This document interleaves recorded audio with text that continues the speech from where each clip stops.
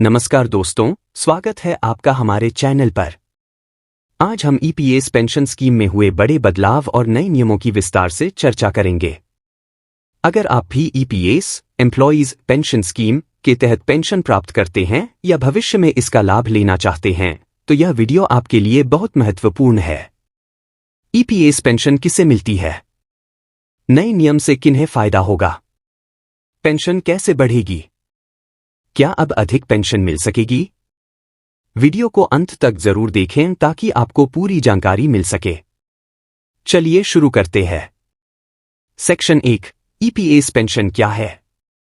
Graphics, EPS scheme का लोगो और सरकारी दस्तावेज। ईपीएस यानी एम्प्लॉइज पेंशन स्कीम भारत सरकार द्वारा चलाई जा रही एक पेंशन योजना है जिसे EPFO employees provident fund organization के तहत संचालित किया जाता है।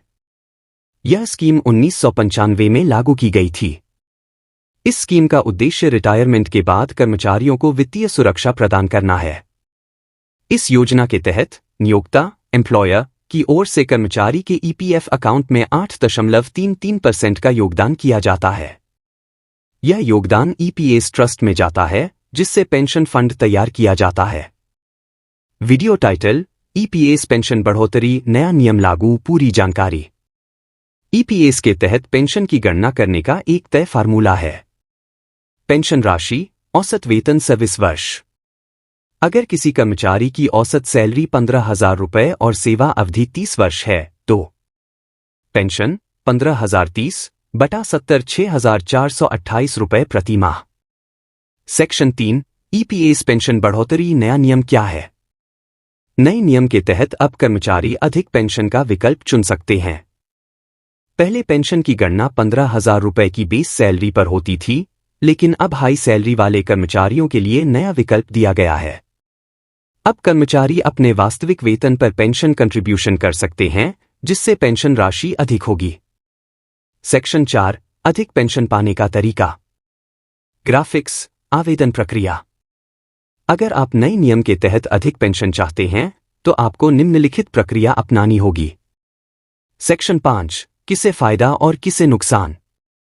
फायदा: उच्च वेतन वाले कर्मचारियों को अधिक पेंशन मिलेगी। पेंशन भोगियों को रिटायरमेंट के बाद आर्थिक स्थिरता मिलेगी।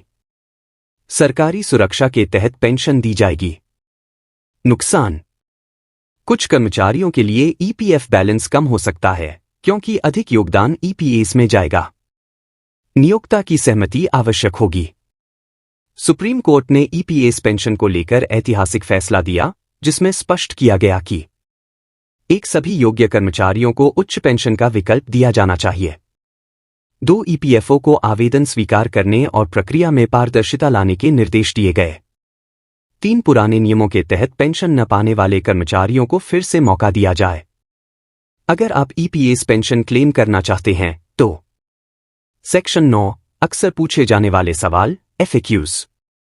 1, क्या निजी कर्मचारी भी ईपीएस पेंशन के लिए पात्र हैं? हां, अगर वे ईपीएफओ के तहत रजिस्टर्ड हैं। 2, ईपीएस पेंशन कितनी बार बढ़ती है? यह सरकार और ईपीएफओ के नियमों पर निर्भर करता है। 3, क्या उच्च पेंशन का आवेदन जरूरी है? नहीं, यह कर्मचारी की इच्छा पर निर्भर करता है।